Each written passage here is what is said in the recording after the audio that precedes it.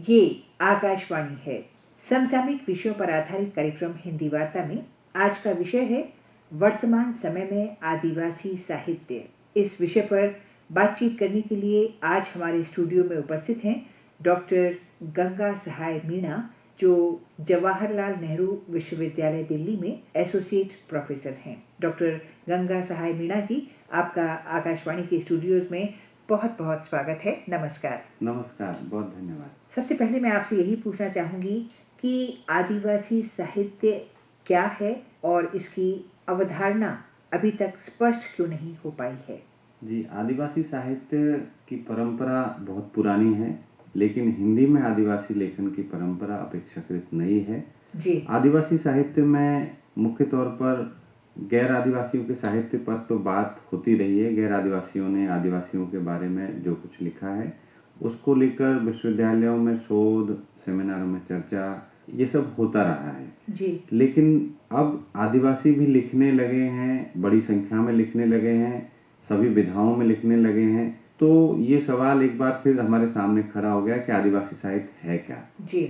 आदिवासी साहित्य की अवधारणा को समझने के लिए हमको उपलब्ध सामग्री को देखना पड़ेगा और उसके आधार पर हम ये पाएंगे कि आदिवासी साहित्य वह साहित्य है जो आदिवासी दर्शन पर आधारित हो और जिसमें मुख्य तौर पर आदिवासी रचनाकारों ने बढ़ चढ़ करके हिस्सा लिया है और अपनी अलग पहचान बनाने की कोशिश की है, अपने पुरखों से, पुरखा साहित्य से और आदिवासी भाषाओं में रचित साहित्य से संवाद बनाते हुए अपनी परंपरा का निर्माण किया है और हिंदी और गैर आदिवासी भाषाओं में अब बढ़ चढ़ करके हिस्सा ले रहे हैं। जी।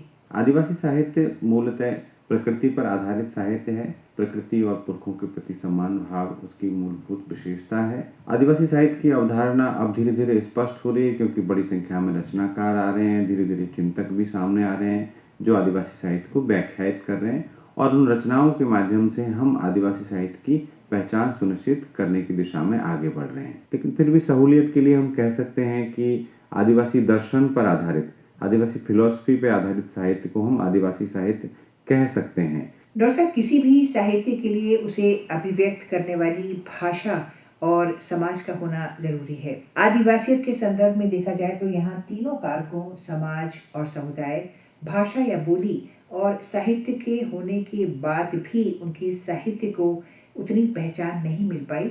इसकी क्या वजह मानते हैं आप? भाषा और साहित्य को लेकर के भारत में संवेदनशीलता का थोड़ा सा अभाव हो गया है, खासतौर पे नई पीढ़ी के बीच में।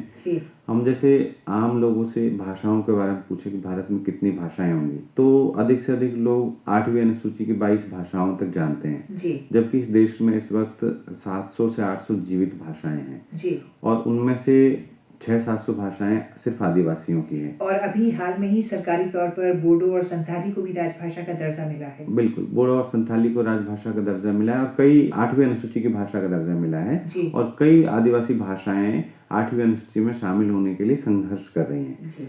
भारत में 700-800 आदिवासी भाषाएं हैं जो जीवित भाषाएं हैं और ये जब मैं कह रहा हूँ तो बोली और भाषा के फर्क को समझते हुए कह रहा हूँ। वो भाषाएं हैं। अधिकांश भाषाओं में लिपियां नहीं है, लेकिन साहित्य की समृद्ध परंपरा रही है। अब लिपि नहीं है तो जाहिर सी बात है वो परंपरा मौखिक परंपरा रही है। अब मौखिक परंपरा का संकलन करना, उसका अनुवाद करना, उसका विश्लेषण करना एक चुनौती भरा कार्य रहा है। तो इस दिशा में बहुत कम काम हुए।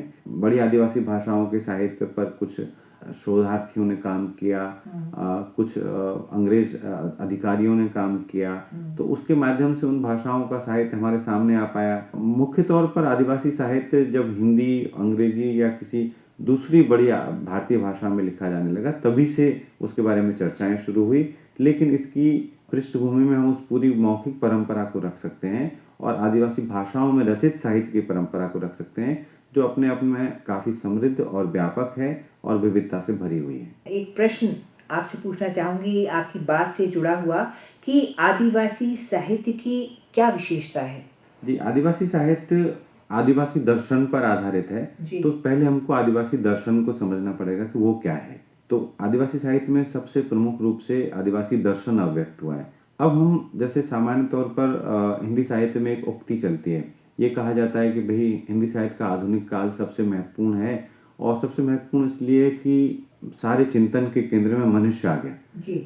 ये एक क्रांतिकारी बात मानी जाती है हिंदी साहित्य में। आदिवासी दर्शन सिर्फ मनुष्य केंद्रित नहीं है, बल्कि वो पूरी दुनिया की हर चीज को बचाने का पक्षधर है। न केवल मनुष्य बल्कि सभी प्राणी, और न केवल दूसरे प्राणी बल्कि जंगल, नदियां, पहाड़, प्रकृति में जो कुछ है सब कुछ को बचाने का हिमायती है। पूरी विविधता को बचाने का हिमायती है।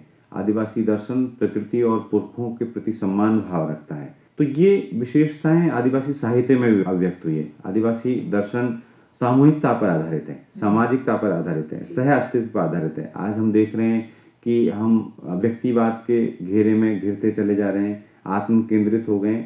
आदिवासी दर्शन इसको नहीं मानता, इसलिए आप देखेंगे कि आदिवासी साहित्य में आत्मकथाओं का अभाव है, जबकि इससे पहले के स्त्रीवादी साहित्य और दलित साहित्य में आत्मकथाएं भरी हुई है। आदिवासी साहित्य में आत्मकथाएं इसीलिए नहीं है कि ये व्यक्ति केंद्रित नहीं है, इसमें समाज महत्वपूर्ण है, सामूहिकता महत्वपूर्ण है, और ये प्रकृति के साथ में वो तादात्म्य स्थापित करने की कोशिश करता है, जिसका सूचना है कि दुनिया को तभी बचाया जा सकता है जब हम विविधता को बचाएंगे।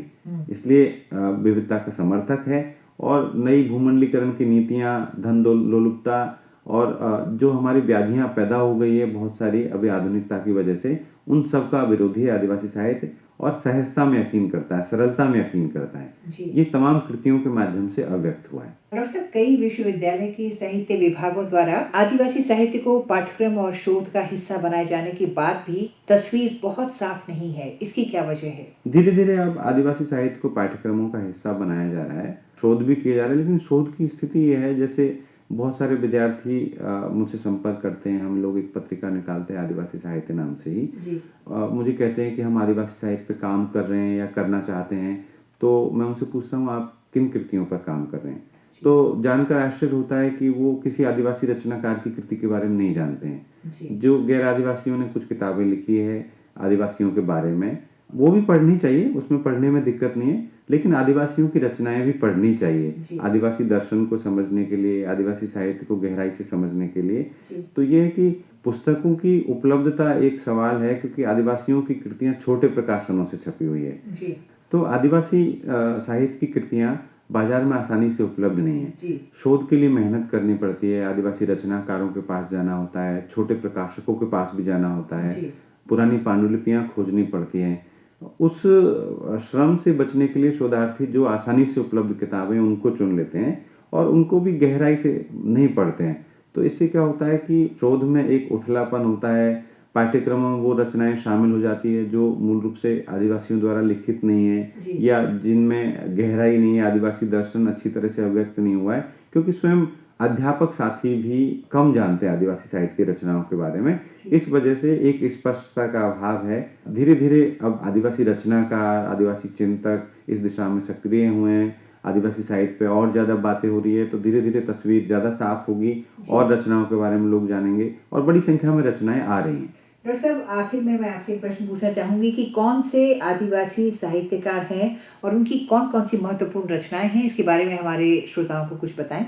हिंदी के आदिवासी साहित्यकारों की बात करें तो उनकी एक लंबी फहरिस्त है। कविता के क्षेत्र में हम सुशीला सामंत से शुरू कर सकते हैं। सुशीला सामंत के बाद से फिर ग्रेस कुजूर हैं, हरिराम मीना हैं, महादेव टोपो हैं, वंदना टेटे हैं, रोज किरकिटा हैं, जसिंता किरकिटा हैं। ये कविता के क्षेत्र में है। कहानी के क्षेत्र में देखें तो रोज किरकिटा का एक संग्रह बहुत मशहूर हुआ, पगा जोरी जोरी रे घाटो।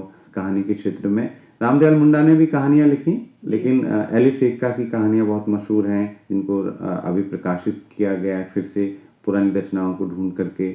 तमाम रचनाकार, हरिराम मीना भी कहानियां लिख रहे हैं, शंकर लाल भी कहानी लिख रहे हैं, विजय सिंह भी कहानी लिख रहे हैं।